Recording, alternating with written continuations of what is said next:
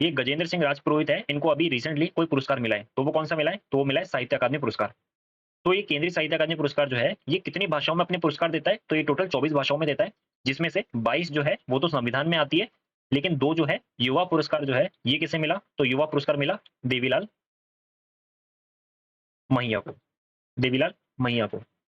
अब इस देवीलाल मैया, मैया से लगाना भैया, ठीक है ना? अब भैया किसको बोलेंगे? तो वो बोलेंगे युवा को। कोई याद कैसे रखोगे? मीरा जो है, मीरा, तो याद रखना मीरा को जो है रतन पसंद है, रतन आभूषण जो है वो पसंद है मीरा को, तो ये याद हो जाएगा। रतन कुमार सामरिया किसको मिला था? रतन कुमार सामरिया को। हाल ही में राज्यपाल कलराज मिश्र द्वारा किस विश्वविद्यालय को कुलाधिपति पुरस्कार 2021-22 से सम्मानित किया गया है? एशिया की सबसे बड़ी ऊन की मंडी बीकानेर में है। तो रूडा जो है उसकी full form rural non farm development agency, स्थापना कब हुई? 1995 में, और कृषि क्षेत्र के विकास का काम करती है। तो सेंटर ऑफ एक्सीलेंस बाजरे का कहाँ पर है? जोधपुर में। और बाजरा अनुसंधान कहाँ पर है? ये बाड़मेर में है। Welcome to Aravali Academy. Aravali Academy में आपका स्वागत है। मेरा नाम है आकाश सिंह, और आज है 16 मई, और 16 मई 2024 के जितने भी महत्वपूर्ण राजस्थान करंट अफेयर है, साथ ही साथ राजस्थान की स्टैटिक जीके और प्रीवियस ईयर क्वेश्चंस, वो आज अपन इस क्लास में डिस्कस करेंगे। तो लेक्चर को शुरू करते हैं अपने पहले क्वेश्चन के साथ। हाल ही में राजस्थान के साहित्यकार पुरुषोत्तम पल्लव की किस पुस्तक का विमोचन किया गया है? तो बात करें पुरुषोत्तम पल्लव की किस पुस्तक का विमोचन किया गया है, तो अपना ऑप्शन बी करेक्ट हो जाएगा, या माँ शबरी। ठीक है, तो इनकी कृति का नाम या इनकी पुस्तक का नाम क्या है? तो वो है माँ शबरी। बात करते हैं माँ शबरी जो है, ये पुस्तक किसके ऊपर लिखी गई है? तो जो राजस्थान में जनजातियां है उनके परिवेश और संस्कृति के ऊपर, राजस्थान की जो जनजातियां है उनके परिवेश और संस्कृति के ऊपर ये पुस्तक लिखी गई है। ठीक है, और बात करें खेलरा रो खेल, ये किसकी कृति है? तो ये है मनीष कुमार, मनीष कुमार जो है इनकी ये कृति है। ठीक है, और बात करें पलकती प्रीत, पलकती प्रीत ये किसकी कृति है? तो ये है गजेंद्र सिंह, गजेंद्र सिंह राजपुरोहित की, गजेंद्र सिंह राजपुरोहित की। अच्छा, ये गजेंद्र सिंह राजपुरोहित है, इनको अभी रिसेंटली कोई पुरस्कार मिला है, तो वो कौन सा मिला है? तो वो मिला है साहित्य अकादमी पुरस्कार, साहित्य अकादमी पुरस्कार। ये साहित्य अकादमी जो है, ये राजस्थान साहित्य अकादमी नहीं है, ये है केंद्रीय साहित्य अकादमी, ये है केंद्रीय। और केंद्रीय साहित्य अकादमी पुरस्कार किस भाषा के लिए? राजस्थानी भाषा के लिए। तो ये केंद्रीय साहित्य अकादमी पुरस्कार जो है, ये कितनी भाषाओं में अपने पुरस्कार देता है? तो ये टोटल 24 भाषाओं में देता है, जिसमें से 22 जो है वो तो संविधान में आती है, लेकिन 2 जो है वो कौन-कौन सी है? वो है उसमें से एक राजस्थानी, दूसरी इंग्लिश।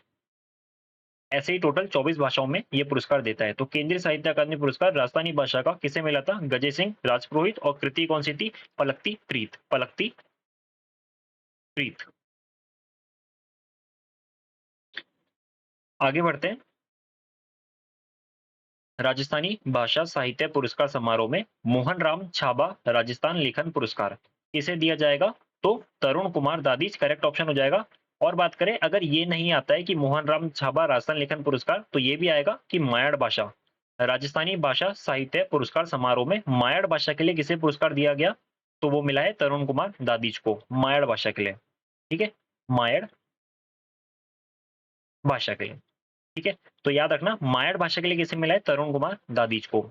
साहित्य अकादमी पुरस्कार की बात करें तो ये गजेंद्र सिंह राजपुरोहित को मिला था पलकती प्रीत के लिए। इनकी कविता का नाम क्या है? पलकती प्रीत।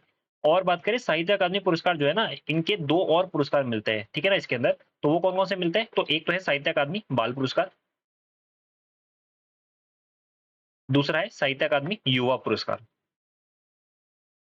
और दोनों ही राजस्थान के संदर्भ में बात कर रहा हूं मैं, दोनों ही राजस्थानी भाषा के लिए बात कर रहा हूँ। तो राजस्थानी भाषा के लिए साहित्य अकादमी बाल पुरस्कार किसे मिला? अब देखो मैं याद भी इसी क्लास में करा दूंगा। तो बाल पुरस्कार जो है ब में, बाल में ब आ रहा है, ठीक है। तो इनका जो ऑथर है, जो लेखक है, उसमें भी ब आएगा, तो वो कौन है? किरण बादल, किरण बादल। तो बादल में भी ब आ रहा है, और इनकी जो कृति है उसमें भी ब आएगा, ठीक है। तो क्या है कृति का नाम, क्या है इनकी? तो वो है टाबरारी, टाबरारी दुनिया, छाबरारी दुनिया इनकी कृति है। तो इसमें भी ब आ रहा है। आगे बढ़ते हैं, युवा पुरस्कार जो है ये किसे मिला? तो युवा पुरस्कार मिला देवीलाल मैया को। देवीलाल मैया को। अब इस देवीलाल मैया, मैया से लगा ना भैया, ठीक है ना? अब भैया किसको बोलेंगे? तो वो बोलेंगे युवा को। कोई युवा होगा उसको क्या बोलेंगे? भैया, ठीक है ना? तो याद रहेगा। और उनकी कृति क्या है? अंतस रो आमलो। अंतस रो ओल्मो। अंतस रो ओल्मो। राजस्थान साहित्य अकादमी पुरस्कार 2023। तो राजस्थान साहित्य अकादमी पुरस्कार जो है, इनकी तरफ से कुछ पुरस्कार मिलते हैं राजस्थान साहित्य अकादमी द्वारा। तो राजस्थान साहित्य अकादमी द्वारा पुरस्कार में से कुछ मैं लिख के लेकर आया हूँ जो इंपॉर्टेंट है, जिसमें से एक है मेरा पुरस्कार, दूसरा है रागे राघव पुरस्कार, तीसरा है कन्हैयालाल सहल पुरस्कार। तो ये जो राजस्थान साहित्य अकादमी है, पहली बात तो है कहाँ पर? तो यह है उदयपुर में। और इसकी स्थापना किस वर्ष हुई थी? तो वो हुई थी 1958 में। दो चीज याद रखनी है कि राजस्थान साहित्य अकादमी पुरस्कार, राजस्थान साहित्य अकादमी कहाँ है? उदयपुर में। और दूसरा कि इसकी स्थापना कब हुई थी? तो वो हुई थी 1958 में। इनका तरफ से जो पुरस्कार मिलता है उसमें से एक है मीरा पुरस्कार। तो मीरा पुरस्कार किसे मिला है? तो वो मिला है रतन कुमार सामरिया को। और इनका उपन्यास क्या था? ये था सांप। याद कैसे रखोगे? मीरा जो है, मीरा तो याद रखना, मीरा को जो है रतन पसंद है, रतन आभूषण जो है वो पसंद है मीरा को। तो ये याद हो जाएगा, रतन कुमार सामरिया किसको मिला था? रतन कुमार सामरिया को।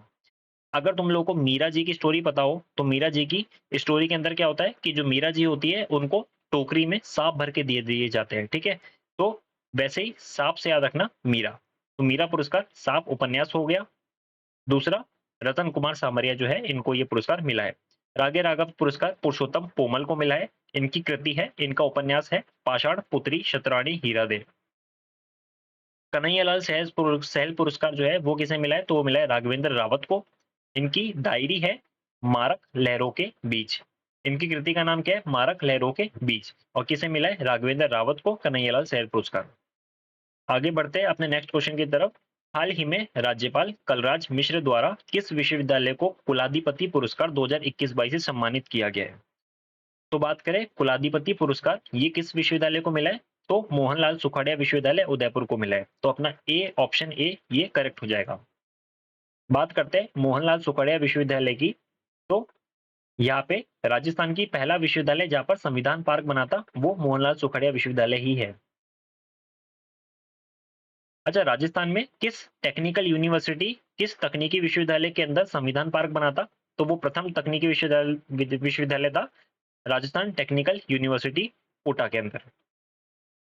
और बात करें मोहनलाल सुखाड़िया विश्वविद्यालय की, तो यहाँ पर यहाँ की जो प्रथम महिला कुलपति है, प्रथम महिला कुलपति या वीसी वाइस चांसलर, वो कौन है? सुनीता मिश्रा। सुनीता मिश्रा यहाँ की प्रथम महिला वीसी है। और क्या याद रखना है इसमें? संत पीपा,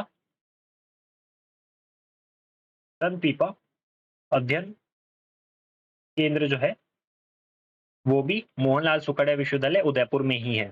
ये अभी रिसेंटली बना है, संत पीपा अध्ययन केंद्र। मोहनलाल सुखाड़िया विश्वविद्यालय की स्थापना कब हुई थी?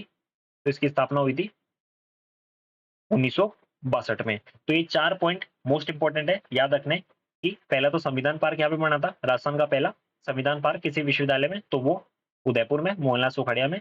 और प्रथम महिला वीसी कौन है यहाँ की? सुनीता मिश्रा, जो कि अभी करंटली यही है। संत पीपा अध्ययन केंद्र अभी बना है यहाँ पर, ठीक है, मोहनलाल सुखाड़िया विश्वविद्यालय में। और इसकी स्थापना 1962 में हुई। राजस्थान कृषि विश्वविद्यालय, कृषि एवं प्रौद्योगिकी विश्वविद्यालय की बात करें, ये कहाँ पर है? उदयपुर में। दूसरा कि जो कुलाधिपति पुरस्कार 21-22 का जो मिला है ना, अच्छा देखो ये अभी रिसेंटली नहीं है, ये 2023-24 का नहीं है, 24-25 का नहीं है, ठीक है, 24 का नहीं है। तो ये कब का है? 2021-22 का अब दिया जा रहा है। तो 2020-21 का जो मिला था ना, 2020-21 का, ये किस विश्वविद्यालय को मिला था? ये मिला था महाराणा प्रताप कृषि एवं प्रौद्योगिकी विश्वविद्यालय। और ये भी नहीं आता है ना, तो ये तो जरूर आता है कि महाराणा प्रताप कृषि एवं प्रौद्योगिकी विश्वविद्यालय कहाँ स्थित है? ये जयपुर में, उदयपुर में। जयनारायण व्यास विश्वविद्यालय जोधपुर की बात करते हैं, इसके वीसी या कुलपति कौन है? तो वो है के एल श्रीवास्तव। के एल श्रीवास्तव। और राजस्थान विश्वविद्यालय की बात करते हैं तो राजस्थान विश्वविद्यालय की स्थापना पहली बात तो कब हुई? 8 जनवरी 1947। अभी ये रिसेंटली किसी पेपर में पूछा गया था। और राजस्थान विश्वविद्यालय जो है इसके वीसी कौन है? वाइस चांसलर वो कौन है? ये है, अच्छा, ये प्रथम महिला वीसी है राजस्थान विश्वविद्यालय की, है ना, प्रथम महिला वीसी। वाइस चांसलर या कुलपति तो वो कौन है? कल्पना कटेजा। कल्पना कटेजा। याद कैसे रखोगे? राजस्थान, अब तुम किसी दूसरे स्टेट में रहते हो और तुम लोग को मारवाड़ी आती है, तो तुम्हारे घर पे अगर बोलेंगे कि तू कहाँ जा रहा है तो तुम क्या बोलेंगे? कि कटे जा रहा है, कटे जा रहा है, कटे जा। तो तुम क्या बोलोगे? राजस्थान जा रहा हूँ। कहाँ जा रहा हूँ? राजस्थान जा रहा हूँ, कटे जा। कल्पना कटे जा, तो कल्पना कटे जा रही है तो कहाँ? राजस्थान जा रही हो। ठीक है, तो राजस्थान विश्वविद्यालय जयपुर, कल्पना कटेजा इसकी वीसी है। और दूसरा प्रथम महिला वीसी इसकी जो मोहनलाल सुखाड़िया है इनकी प्रथम महिला वीसी कौन है? तो वो है सुनीता मिश्रा। आगे बढ़ते हैं। वर्धमान महावीर खुला विश्वविद्यालय कहाँ है? कोटा में। इसके जो वीसी है वो कौन है? प्रोफेसर कैलाश सोडानी। राजस्थान तकनीकी विश्वविद्यालय, यहाँ पर पहला तकनीकी विश्वविद्यालय जहाँ पर क्या बना है? संविधान पार्क। संविधान पार्क। संविधान पार्क कहाँ है? कोटा में। और इसके वीसी कौन है? प्रोफेसर संतोष कुमार सिंह। श्री कर्ण नरेंद्र कृषि विश्वविद्यालय कहाँ है? जॉबनेर में। अभी ये भी क्वेश्चन रिसेंटली किसी पेपर में आया था कि श्री कर्ण नरेंद्र कृषि विश्वविद्यालय ये कहाँ स्थित है? ये जॉबनेर में है। और डॉक्टर बलराज सिंह इसके वीसी है। जिला तो याद ही रखना, जॉबनेर। पंडित दीनदयाल उपाध्याय शेखावटी विश्वविद्यालय सीकर में स्थित है और प्रोफेसर अनिल कुमार राय जो है इसके वीसी है। भीमराव अंबेडकर विधि विश्वविद्यालय, भीमराव अंबेडकर विधि विश्वविद्यालय स्टार लगा लेना, कहाँ स्थित है? जयपुर में। और प्रोफेसर निष्ठा जसवाल जो है इसके वर्तमान कुलपति या वीसी है। आगे बढ़ते हैं। हाल ही में जमीन धंसने के कारण चर्चित सहजरासर गांव का संबंध राजस्थान के किस जिले से है? तो ये है राजस्थान के बीकानेर में। राजस्थान के किस जिले में? राजस्थान के बीकानेर जिले में। ठीक है, तो अपना ऑप्शन ए करेक्ट हो जाएगा। तो अभी रिसेंटली क्या है? Geological survey of India, geological survey of India, भारतीय भूवैज्ञानिक भूवैज्ञानिक सर्वेक्षण या जियोलॉजिकल सर्वे ऑफ इंडिया, इन्होंने क्या बोला कि यहाँ पे जमीन धंसने का कारण है क्या? तो पहली बात तो बारिश का कम होना, कम बारिश होना। दूसरा कि भाई साहब आप लोगों ने जो है ग्राउंड वाटर खत्म कर दिया है, यहाँ पे ग्राउंड वाटर जो है वो बहुत कम कर दिया है, लेवल से बहुत ज्यादा नीचे कर दिया है। तो ग्राउंड वाटर का कम होना, ग्राउंड वाटर की कमी। तो ये दो रीजन बताए। अभी तो भूवैज्ञानिक सर्वेक्षण, भारतीय भूवैज्ञानिक सर्वेक्षण ने, जियोलॉजिकल सर्वे ऑफ इंडिया ने, कि यहाँ पे जमीन धंसने का कारण क्या है? कि सहज रासव गांव जो है इसका, कि कम बारिश होना और ग्राउंड वाटर जो है इसकी कमी होना। आगे बढ़ते हैं। बीकानेर जिले की बात करें, बीकानेर की बात करें तो बीकानेर की स्थापना कब हुई थी? 1483 में, नहीं 1488 में, 1488 ईस्वी में हुई थी। और किसने की थी? राव बीकानेर, राव बीकानेर। और क्या याद रखना है? इसे बीकानेर को और क्या बोलते हैं? जांगल प्रदेश भी, ये आता है पेपर में, जांगल प्रदेश। ठीक है, याद रख लेना। जांगल प्रदेश किसे कहते हैं? बीकानेर को। यहाँ की प्रसिद्ध कला कौन सी है? उस्ता कला, उस्ता कला और मैथेरन कला, मैथेरन कला। उस्ता कला जो ऊंट के ऊपर चित्रकारी बनती है ना, अभी ऊंट है ये समझ लेना, ऊंट के ऊपर जो चित्रकारी है, डिजाइन है, ठीक है, उसको सजाया जाता है, उसी को बोलता है उस्ता कला। ये काफी फेमस है बीकानेर की, और मैथेरन कला भी बीकानेर की। ये स्टार लगा लेना कि एशिया की सबसे बड़ी, एशिया की सबसे बड़ी ऊन की मंडी, ऊन की मंडी कहाँ है? बीकानेर में। एशिया की सबसे बड़ी ऊन की मंडी बीकानेर में है। और गंग नहर जो है वो भी बीकानेर में है, जिसकी निर्माण जो है किसने कराया? महाराजा गंगा सिंह द्वारा। महाराजा गंगा सिंह द्वारा गंग नहर का निर्माण कराया गया। और क्या याद रखना है? कपिल मुनि का आश्रम, कपिल मुनि का आश्रम कहाँ पर है? कोलायत बीकानेर में, कोलायत बीकानेर में। और क्या है? करणी माता मंदिर, करणी माता मंदिर भी बीकानेर में है, ये भी कोलायत बीकानेर में है, कोलायत बीकानेर।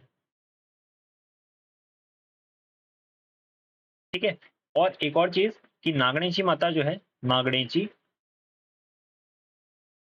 माता मंदिर भी बीकानेर में ही स्थित है। तो 3 चीज याद रखनी है कि कपिल मुनि का आश्रम, करणी माता मंदिर, नागणेशी माता मंदिर, ये तीनों बीकानेर में है। अब बात करते हैं करणी माता की। जो करणी माता है, ये इनको किस राजवंश की कुलदेवी बोला जाता है?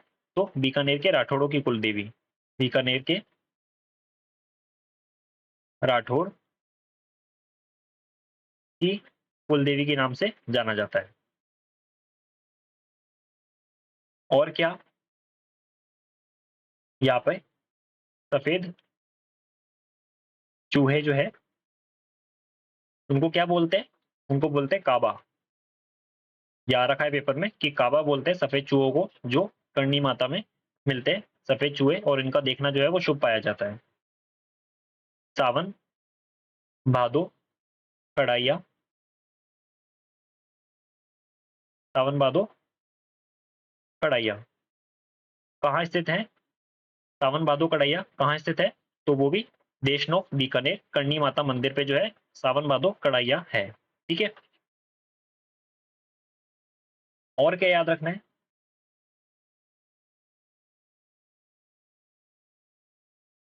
यहाँ पे एक जगह है मोकाम तालवा, कहाँ पर?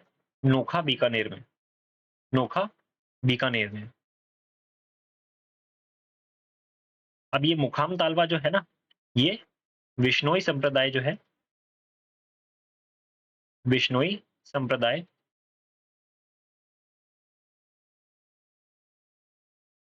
का प्रमुख तीर्थ स्थल है। विश्नोई संप्रदाय का प्रमुख तीर्थ स्थल क्यों है? क्योंकि विश्नोई संप्रदाय जो है, इनके प्रवर्तक, ये प्रवर्तक जाम्बोजी, विश्नोई संप्रदाय के प्रवर्तक जाम्बोजी का समाधि स्थल है, का समाधि स्थल है। एक जगह और याद रखना, कतरियासर बीकानेर, कतरियासर बीकानेर। इधर क्या याद रखना है कि कतरियासर बीकानेर है ना, यहाँ पर जसनाती संप्रदाय जो है, जसनाती संप्रदाय की प्रधान पीठ है, की प्रधान पीठ है। कतरियासर बीकानेर में जसनाती संप्रदाय की प्रधान पीठ है, और मुकाम तालवा नोखा बीकानेर में विश्नोई संप्रदाय का प्रमुख तीर्थ स्थल है। क्यों? क्योंकि यहाँ के जो विश्नोई संप्रदाय के प्रवर्तक है जामोजी का समाधि स्थल भी यहीं पर ही है। एक और याद रखना, लूण करणसर झील जो है वो बीकानेर में है, और ये अपने उत्तरी राजस्थान जो है की एकमात्र खारे पानी की झील है, उत्तरी राजस्थान की एकमात्र खारे पानी की झील है, उत्तरी राजस्थान की खारे पानी की झील है। स्टार लगा लेना, 2-3 बार पेपर में आ रखा है। लूण करणसर झील जो है राजस्थान की, उत्तरी राजस्थान की एकमात्र खारे पानी की झील है। राजस्थान की सबसे बड़ी खारे पानी की झील या भारत की सबसे बड़ी खारे पानी की झील, ये सबसे खारे पानी की झील वो कौन सी है? वो सांबर है। लेकिन सबसे बड़ी वो कौन सी है? चिल्का झील, उड़ीसा। एक विश्वविद्यालय यहाँ पे याद रखना, जो कि है स्वामी केशवानंद भारती कृषि विश्वविद्यालय, कृषि विश्वविद्यालय। ये भी कहाँ पर है? बीकानेर में। और एक और कि राजस्थानी भाषा साहित्य एवं संस्कृति अकादमी ये कहाँ स्थित है? तो ये भी बीकानेर में, जिसकी स्थापना 1983 में हुई थी। 1983 में। लेकिन बीकानेर की स्थापना कब हुई थी? तो वो हुई थी 1488 में। और राजस्थानी भाषा साहित्य एवं संस्कृति अकादमी 1983 में। स्वामी केशवानंद भारती कृषि विश्वविद्यालय वो भी कहाँ पर है? बीकानेर में। एक याद रखना कि अभी रिसेंटली शायद सीटी के पेपर में ही आया था कि राजस्थान का कौन सा जिला है जहां पर कोई भी नदी नहीं है? जहां पर कोई नदी नहीं है। राजस्थान का कौन सा जिला है जहां पर कोई नदी नहीं है? तो राजस्थान का कौन सा जिला है जहां कोई नदी नहीं है? तो वो है अपना बीकानेर। और चूरू भी है वैसे तो, पर उसमें बीकानेर था तो बीकानेर करेक्ट ऑप्शन हो जाता। तो राजस्थान का कौन सा जिला है जहां पर कोई नदी नहीं है? तो वो है बीकानेर। ये याद रखना तुम लोग। आगे बढ़ते हैं अपने नेक्स्ट क्वेश्चन की तरफ। RF 290 का संबंध किस फसल से है? तो RF 290 ये किसी फसल की किस्म है। ठीक है।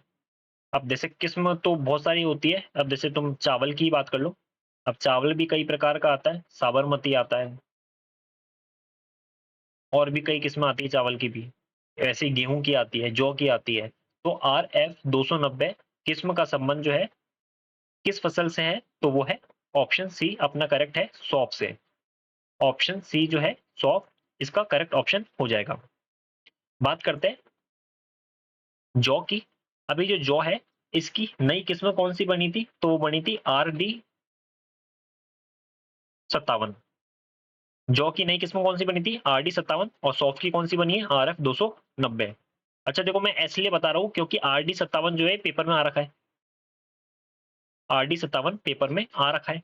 तो अगर ये भी बनी है तो ये भी आ सकता है। तो RF 290 जो है वो किसकी किस्म है? सौंफ की। और RD 57 जौ की है। अभी खेजड़ी की नई किस्म कौन सी बनी थी? तो वो बनी थी शोभा। खेजड़ी की नई किस्म कौन सी बनी थी? शोभा। राजस्थान का कौन सा शहर मेहंदी नगर कहलाता है? तो सोजत पाली की मेहंदी काफी प्रसिद्ध है। पाली की सोजत पाली। सोजत आया था जब क्वेश्चन पूछा गया था, तो सोजत था उसमें, है ना।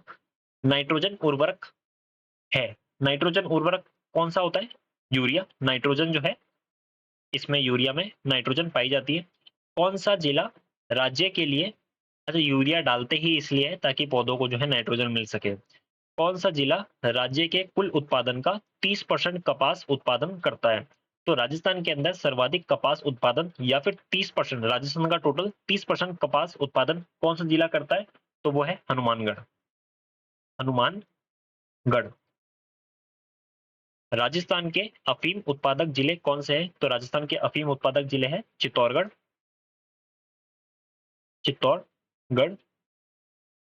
और चित्तौड़गढ़ और झालावाड़। याद रखना है राजस्थान के अफीम उत्पादक जिले कौन कौन से हैं? तो उसमें से एक है चित्तौड़गढ़, दूसरा है झालावाड़। रूडा। रूडा की पहली बात तो फुल फॉर्म क्या है? रूडा की रूडा की फुल फॉर्म है रूरल नॉन फार्म, इस पे स्टार लगा लेना। ये रूडा रूडा पूछते हैं पेपर में। Rural non farm development, rural non farm development agency, या फिर ग्रामीण ग्रामीण गैर कृषि ग्रामीण गैर कृषि ग्रामीण गैर कृषि विकास एजेंसी। ये याद रखना, रूडा की full form rural non farm development agency या ग्रामीण गैर कृषि विकास एजेंसी। ये किसी पेपर में इसकी फुल फॉर्म पूछी गई थी। और बात करें कि इसकी स्थापना कब हुई थी? 1995 में, 1995 में। और ये भी आ रखा है पेपर में कि ये संस्था काम क्या करती है, तो ये कृषि क्षेत्र को बढ़ावा देने का काम करती है। कृषि क्षेत्र में डेवलपमेंट का काम करती है, कृषि क्षेत्र में विकास का काम करती है। ठीक है? तो रूडा जो है उसकी full form rural non farm development agency, स्थापना कब हुई? 1995 में, और कृषि क्षेत्र के विकास का काम करती है। Rajasthan nursing council Jaipur, Rajasthan nursing council Jaipur में आयोजित अंतर्राष्ट्रीय नर्सेस दिवस समारोह में कितने नर्सिंग कर्मियों को फ्लोरेंस नाइटिंगेल अवार्ड जो है उससे सम्मानित किया गया है? तो फ्लोरेंस नाइटिंगेल अवार्ड से राजस्थान की कितनी नर्सिंग या नर्स कर्मियों को जो है सम्मानित किया गया है? तो अपना ऑप्शन सी करेक्ट हो जाएगा, 56। 56 जो है अपना ऑप्शन करेक्ट हो जाएगा, 56 ऑप्शन सी। बात करें फ्लोरेंस नाइटिंगेल की, तो ये फ्लोरेंस नाइटिंगेल पुरस्कार मिलता क्यों है? तो एक क्रोएशिया का युद्ध हुआ था। कौन सा युद्ध? क्रोएशिया। अब इस क्रोएशिया के युद्ध में क्या हुआ था कि युद्ध के अंदर घायल सैनिक हुए, तो उनका इलाज करना था। तो उसमें से एक नर्स जो थी ना, तो वो इसका इलाज करती थी, जिनका नाम क्या था? Florence Nightingale. अब वो फ्लोरेंस नाइटिंगेल जो दिन में तो युद्ध होता था, अब उसमें जो घायल सैनिक थे, अब उसमें इतने बढ़ गए कि दिन में भी जो है इलाज पूरा नहीं हो पा रहा था। तो उसमें उन्होंने क्या करा, फिर रात में इलाज करना स्टार्ट करा। अब उस समय की बात है तो लाइट तो होती नहीं थी, तो उन्होंने क्या करा, लैंप लैंप जला के जो है रात में लोगों के इलाज करना स्टार्ट कर दिया नर्स ने। इनका इसीलिए जो है फ्लोरेंस नाइटिंगेल को लेडी विथ द लैम्प के नाम से भी जाना जाता है। तो ये चीज़ याद रहेगा, ये याद रखनी नहीं है वैसे, मैं बता रहा हूँ कि फ्लोरेंस नाइटिंगेल अवार्ड क्यों मिलता है, क्योंकि क्रोएशिया का युद्ध था, वहाँ पर घायल सैनिकों का इलाज, इतने घायल सैनिक हो गए थे कि रात दिन में तो इलाज हो नहीं पा रहा था, तो उसमें रात में भी इलाज करना था, तो रात में लैंप जला के लेडी विद द लैंप इलाज करती थी फ्लोरेंस नाइटिंगेल। और 12 मई को इनका 12 मई जो है, इसी दिन जो है नर्स दिवस इनकी स्मृति में मनाया जाता है। नर्स दिवस 12 मई को मनाया जाता है, और इसी दिन जो है फ्लोरेंस नाइटिंगेल अवार्ड दिए गए। राजस्थान में कितने लोगों को दिए गए? 56 नर्स कर्मियों को जो है वो दिए गए। राजस्थान के किस नगर में ओरिएंटल रिसर्च इंस्टीट्यूट है? तो कहाँ है ये? जोधपुर में। केंद्रीय शुष्क बागवानी संस्थान कहाँ स्थित है? तो वो है बीकानेर में। अब बागवानी में भी ब आ रहा है, बीकानेर में भी ब आता है। किस जिले में रक्षा अनुसंधान प्रयोगशाला है? तो रक्षा अनुसंधान प्रयोगशाला जोधपुर में है। राजस्थान की पहली प्याज मंडी, स्टार लगा लो, राजस्थान की पहली प्याज मंडी कहाँ पर है? तो वो है अलवर में। केंद्रीय सरसों अनुसंधान केंद्र कहाँ स्थित है? सेवर भरतपुर में। सेवर भरतपुर में। और ऊंट अनुसंधान केंद्र कहाँ पर है? तो ऊंट अनुसंधान केंद्र है बीकानेर में। अच्छा, ऐसे ही बाजरा अनुसंधान केंद्र कहाँ पर है? बाजरा अनुसंधान केंद्र, ये कहाँ पर है? और बाजरे का जो है सेंटर ऑफ एक्सीलेंस, का बाजरे का सेंटर ऑफ एक्सीलेंस,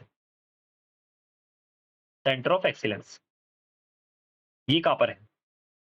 तो सेंटर ऑफ एक्सीलेंस बाजरे का कहाँ पर है? जोधपुर में। और बाजरा अनुसंधान कहाँ पर है? ये बाड़मेर में है। दोनों ही मोस्ट इंपॉर्टेंट है कि बाजरा अनुसंधान केंद्र बाड़मेर में और बाजरा का सेंटर ऑफ एक्सीलेंस जोधपुर में है। तो आज के लिए बस इतना ही। I hope you like the session. धन्यवाद।